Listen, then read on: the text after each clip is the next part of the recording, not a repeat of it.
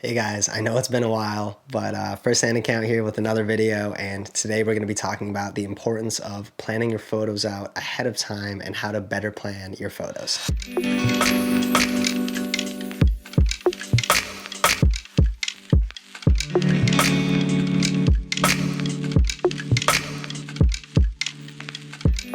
Now, let me just preface this video real quick by saying that going out for a walk spontaneously with no plan and just bringing your camera along with you can produce some amazing moments and lead to some unforgettable photos. When I first started photography back in 2015, almost all of my favorite photos came from spontaneous walks because most of the time I went out to shoot with my friends and we wouldn't have a specific plan. We would just kind of walk around and shoot whatever, came to our eye. These photo walks were incredibly fun and unforgettable experiences that I wouldn't trade for the world. But at the same time, when all my friends were busy and I did end up going out to shoot by myself, I truly noticed the difference in the quality of work that I was producing. So a lot of my favorite photos I've taken took hours, days, weeks, and sometimes even months or years worth of planning to get right. And the photos I'm showing you right now were all made possible because of careful planning and a lot of patience. In street photography, sometimes you're waiting for the subject to enter the frame or waiting for the right moment to unfold. In landscape photography, you're often waiting for the right light or just waiting for the conditions to be correct or the way that you wanted them to be, like rainy or sunny or cloudy or a clear day. And in wildlife photography, you spend days and sometimes even weeks and months tracking the paths of the animals, positioning yourself in the perfect spot, and then waiting for the animal to appear. While in fashion photography, you're waiting for the right expressions and forms and waiting for the garment to look just right before you press that shutter button. Planning, waiting, and executing are applicable to all genres of photography. Sometimes proper planning and patience makes the difference between a good photo and a great photo. Now, every once in a while, something unexpected happens right in front of your eyes and everything just comes together perfectly, especially in street photography. But if you try to recreate that magic consistently or with time constraints or for a client, sometimes it's nearly impossible to replicate that moment. And this is why I place so much importance on planning and being patient and executing the plan when I create work. One of the questions I get a lot is, how can I get my photos to look the way I see them in my mind? Or how can I get my photos to look like this or that? And a lot of the time when I take a look at the work that they send me or the people that they're referencing, it's often something that required certain weather conditions or certain lighting or proper planning. In my own work even, I'm often waiting for snowfall, for the rain, for fog, and obviously I'm waiting for it to be nighttime as well.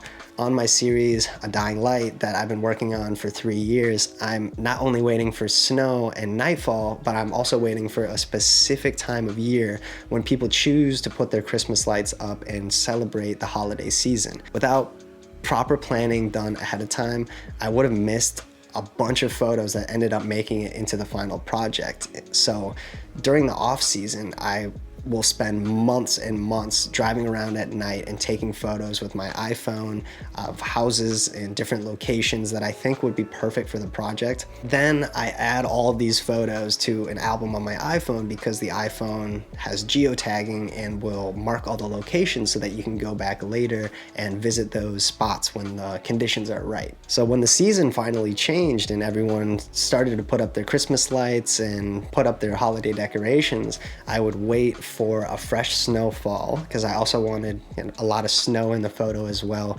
And once I got the snowfall, I would go on the routes I had planned like months before and just go to all those locations and map those locations out in basically like a path where I could go hit all the spots, in one trip and try to get as many photos as I could in one night, just to try to be as efficient as possible when it comes to capturing all the different individual houses and all the different locations that I had picked out like in the months prior. Planning is definitely the most important aspect of this project, and it's made the process of creating the project a lot less stressful. If I hadn't planned and I hadn't put all these locations down and, you know, done the proper preparation, it would have been definitely really stressful to try to find locations to go to or find houses every single night. Oftentimes I probably wouldn't even know where to go or where to start, and it would almost be just random at that point. And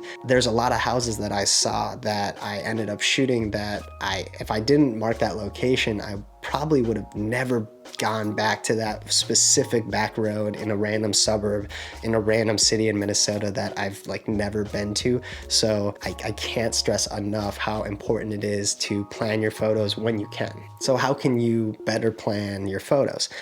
Like I said earlier, there are a ton of different genres of photography, and each require a different approach when it comes to planning and preparation and apps to use to basically find out all the information that you can beforehand, so that once you finally get to the shoot, you're not trying to figure those things out like on location or when it's, you know, crunch time. So I'm gonna go through all of the apps that I use personally in my own work when producing street photography and urban landscapes and fine art photography and just all the stuff that I shoot personally. But if there's something that you guys think of in a different genre of photography that's super useful for planning, please leave it down in the comments below and I will try to update this list eventually. Location, weather conditions, and light are the three things that I personally plan around the most when I'm trying to take photos. Some of the apps that I use frequently to help me with the planning phase are Windy, TPE or the photographer's ephemeris, and just the native camera app on my iPhone. I also recently found an app called Lumi that helps me to plan out when golden hour is going to be, when blue hour is going to be, when twilight's going to be, so that I can try to plan to be at a certain location or a certain spot. Windy is an app that lets you see a lot more like weather information than the popular weather apps do.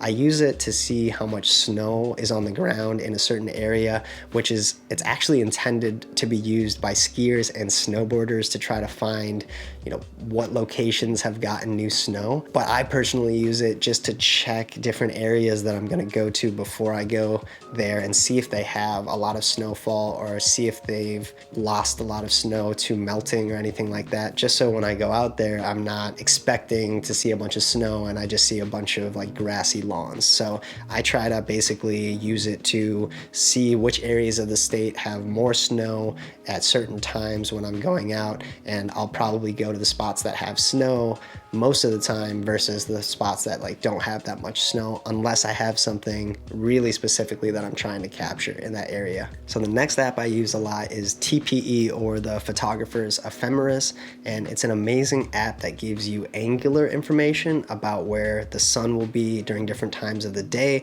and even different times of the year as well. This is super invaluable when I'm renting a studio or I need to plan for a real estate shoot.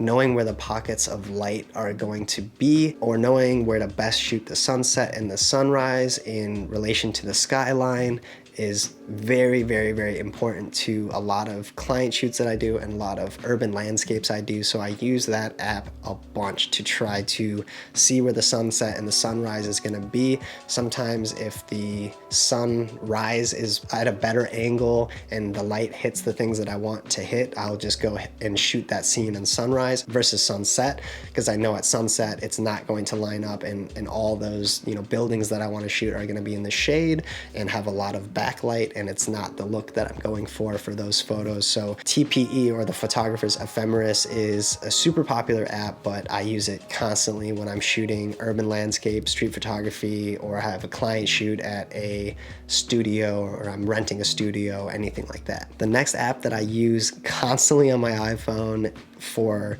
planning photos, but also just in general, is the native camera application. I use this as a way to mark locations that I find and then come back to them later. If I just put a bunch of locations into my Google Maps, sometimes I don't remember what I saw when I was there. So as long as I'm not driving on the highway or something like that, I'll just try to pull over, take a photo with my iPhone real quick, put it in an album, and then when I'm scrolling through it, I can see like, oh, there's that barn. I can tap on the barn photo, scroll up. And if you scroll up, it actually shows you more information about the photo, and especially the most important information is the geolocation and where that photo was taken. So you can actually swipe up, click on the map, copy the address, and then paste it into your Maps app and go back to that location. So I use the app constantly to try to mark locations for projects, but even just to mark locations for personal work or different things that I'm doing, or something interesting that I see that I might want to come back to later. All of these tools are essential to my photo making process, and I definitely recommend checking them out if you haven't already. Planning my photos and photo projects out as much as possible ahead of time has been honestly invaluable in my process, and has truly made me a better photographer, and it's also made it a lot easier to be more consistent as an artist. After you get used to planning your photos and your shoots, it will become second nature and will directly translate to your professional work and your personal projects and just everything that you do as a photographer. Being able to consistently deliver a certain look is invaluable to wedding and portrait photographers, but it's also extremely useful for all types of photography. I mean, photography in itself is just capturing light. So knowing more about the sun and the light and the sunset and the sunrise and how to achieve certain looks will always just make every style of photography you do better. Maybe it won't help you as much if you do studio flash portrait photography or studio flash photography in general, because you pretty much make your own lighting and sculpt it from scratch. But almost every other kind of photography that uses natural light will benefit from knowing more about light, how it behaves, how it acts, and how the sun behaves and acts as well. To everyone that has made it this far in the video, thank you so much for your support. It truly means the world to me. Please subscribe if you enjoyed this video, and if you want to see more of my photography work, both of my Instagram accounts and my website are listed down below. Like I said, I really appreciate your guys' support. I know I've been gone for a while and have only been uploading like one video a month, so I'm trying to get more consistent at posting videos. I spent the past month coming up with video ideas and recording a bunch of different B-roll and different things. So I'm going to try to make more videos about film photography and my personal projects and my photography process and my thinking, and I might do some videos about photo books as well. So if you guys are interested in any of that kind of stuff, please subscribe down below. And other than that, I hope you guys are having a good one. Peace.